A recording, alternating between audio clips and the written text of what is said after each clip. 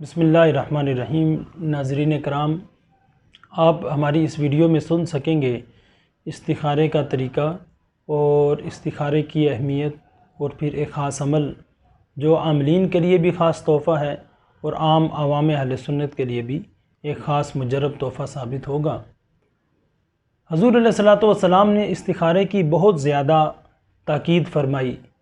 صحابہ کرام علیہ رضوان جو ہیں وہ اپنے ہر عمل میں، نیک اعمال میں سب سے پہلے استخارہ کیا کرتے تھے اور پھر اس عمل کو پایہ تکمیل تک پہنچانے کے لیے کوشش کیا کرتے تھے۔ اب ہمارا مسئلہ یہ بن گیا کہ ہم نے ہر کام میں شارٹ کٹ ڈھونڈنا شروع کر دیا۔ باقی کاموں کی طرح اب یہ بھی کیا جاتا ہے کہ استخارہ بھی کسی سے کروا لیا جائے۔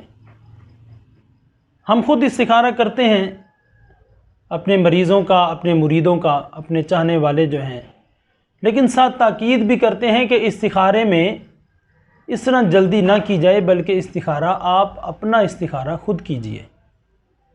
ہم مریض کی تشخیص کرتے ہیں، یعنی اگر کسی کے سر میں درد ہے، کسی کا رشتہ نہیں ہو رہا، کسی کو کوئی لا علاج بیماری ہے، کسی کے گھر میں لڑائی جھگڑا ہے، کسی کا کاروبار نہیں چل رہا، گھر میں آگ لگ جاتی ہے، کپڑے کٹ جاتے ہیں، پتھر آ کر گرتے ہیں، گھر میں خون کے چھینٹے گرتے ہیں، ایسے معاملات ہوتے ہوں تو پھر اس کی تشخیص کی جاتی ہے کہ آیا اس کے ساتھ معاملہ کیسا ہے۔ بچے ڈر جاتے ہیں، یا رات کو مرد حضرات ڈر جاتے ہیں، خواتین ڈرتی ہیں، رات کو اپنے گھروں میں سے ڈرتے ہیں، یا آپس میں لڑائی جھگڑے، حالانکہ دل میں کوئی نفاق نہ ہونے کے باوجود بھی ایک دم کوئی نہ کوئی ایسی بات ہوتی ہے جس سے گھروں میں لڑائیاں اور فتنے پڑ جاتے ہیں۔ جب ایسے معاملات ہوں، ہمارے پاس لوگ رابطہ کرتے ہیں تو الحمدللہ ہم پہلے اس کی تشخیص کرتے ہیں کہ اس کے ساتھ مسئلہ کیا ہے، کس وجہ سے یہ معاملہ پیش آ رہا ہے، اور اس کے بعد پھر اس کا علاج اس کو بتایا جاتا ہے۔ لیکن ہمارے کچھ کرم فرما بار بار فون بھی کرتے ہیں، رابطہ بھی کریں گے کہ ہمیں استخارہ کر کر بتا دیجئے۔ ہم استخارہ کر کر بھی دیتے ہیں، لیکن ساتھ ان کو تاکید بھی کرتے ہیں، نصیحت بھی کرتے ہیں کہ آپ استخارہ خود کیجئے۔ استخارہ کوئی اور بھی کر سکتا ہے، ہو جاتا ہے۔ استخارے کے بہت سے طریقے بزرگان دین نے بتائے۔ کچھ بزرگوں نے تسبیح کے ذریعے استخارہ کرنے کا طریقہ بتایا، کچھ نے تسبیح کے دانوں پر مختصر پڑھائی کر کر استخارے کا طریقہ بتایا، کچھ بزرگ نفل نماز پڑھتے تھے اور اس کے ذریعے استخارہ کیا کرتے تھے، کچھ بزرگ رات کو سوتے وقت کچھ پڑھائی کرتے ہیں اور پھر اس کا اپنے معاملات کا استخارہ کر لیتے ہیں، کچھ پانی کے ذریعے استخارہ کرتے ہیں۔ یعنی استخارے کے بہت سے طریقہ کار ہیں، اور انشاءاللہ ہم آپ کو وقتاً فوقتاً استخارے کے مختلف طریقہ کار اور مجرب طریقہ کار آپ کو انشاءاللہ اپنی ویڈیوز کے ذریعے سکھاتے جائیں گے، اور اس کی اجازت بھی، خصوصی اجازت دیتے جائیں گے، تاکہ آپ کو ڈھونگی بابا، ڈبہ پیر اور 2 نمبر عاملوں سے نہ تو ان کی منتیں کرنی پڑیں اور نہ ان کے پاس جا کر اپنا ایمان اور قیمتی وقت ضائع کرنا پڑے۔ آج میں آپ کو جو عمل دے رہا ہوں وہ استخارے کا ہے۔ سب سے بہترین جو عاملین حضرات ہیں، اگر وہ اس کو کر لیں تو ان کے لیے تو ایک نایاب تحفہ ثابت ہوگا۔ اس کے علاوہ خواتین و مرد حضرات جو کرنا چاہیں ان کو بھی میں طریقہ کار سمجھا دیتا ہوں۔ سب سے پہلے آپ نے اس طرح کرنا ہے کہ جب چاند چڑھ جائے تو پہلی جو جمعرات آئے گی اس کو آپ نے یہ عمل شروع کرنا ہے۔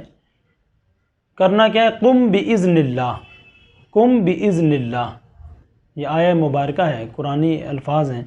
قم بِإِذْنِ اللَّهِ کو آپ نے 500 مرتبہ اول آخر 11 مرتبہ درود پاک پڑھنا ہے۔ خواتین پڑھیں گی 19 دن اور مرد حضرات پڑھیں گے 21 دن۔ اس دوران کسی قسم کا کوئی پرہیز وغیرہ نہیں ہے، یعنی گوشت، انڈا یا ترک جلالی و جمالی، ایسا کوئی معاملہ نہیں کرنا پڑے گا آپ کو۔ صرف آپ نے 5 وقت کی نماز پڑھنی ہے اور دن کے وقت کثرت سے درود اور استغفار کی کثرت کرنی ہے۔ پھر آپ نے رات کو جب عشاء کی نماز پڑھیں گے، عشاء کی نماز پڑھ کے خواتین 19 دن تک پڑھیں گی اور مرد حضرات 21 دن تک پڑھیں گے 500 مرتبہ قم بِإِذْنِ اللَّهِ، قم بِإِذْنِ اللَّهِ، قم بِإِذْنِ اللَّهِ، اور اول آخر 11 مرتبہ درود پاک پڑھیں گے۔ جب 21 دن پورے ہو گئے اس کے بعد اب آپ نے کرنا یہ کہ آپ اس جو عمل ہے اس کے عامل بن جائیں گے۔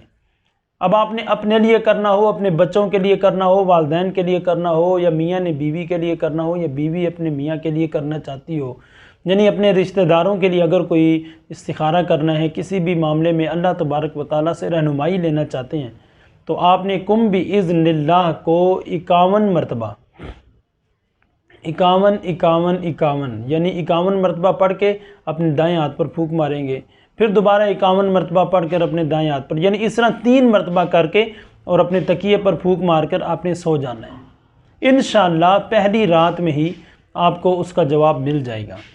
عاملین حضرات کے لیے بھی یہ بہترین تحفہ ہے، اور عام عوام جو ہے اس کے لیے بھی بہترین ہے کہ آسان عمل ہے، اور اس میں کوئی نہ آپ کو کسی سے اجازت لینے کی ضرورت ہے، نہ آپ کو کسی کے پاس جانے کی ضرورت ہے۔ انشاءاللہ آپ کا جیسا بھی مسئلہ ہوگا اس کے بارے میں خواب میں آپ کو رہنمائی مل جائے گی۔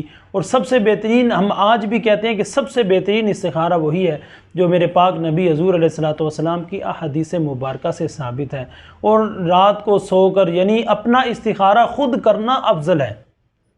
ہم اب دوبارہ بھی کہہ رہے ہیں کہ کسی سے کروانے سے مسئلہ نہیں ہے، شرعی طور پر کوئی قباحت نہیں، لیکن جس کو پریشانی ہو، جو غم کا شکار ہو، وہ جب خالق سے دعا کرتا ہے اس کا انداز، اور ایک اگر کسی سے دعا کروائی جائے اس کا انداز الگ ہوتا ہے۔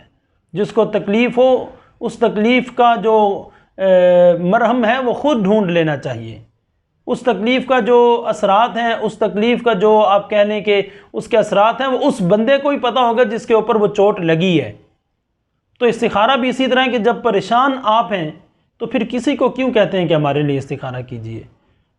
تو اللہ تبارک و تعالی ہمیں سمجھ عطا فرمائے اور سنت مبارکہ کے اوپر عمل کرنے کی توفیق عطا فرمائے۔ اللہ تبارک و تعالی ہمارے معاملات میں آسانی فرمائے۔ آمین بجاہ النبی الامین صلی اللہ علیہ وسلم۔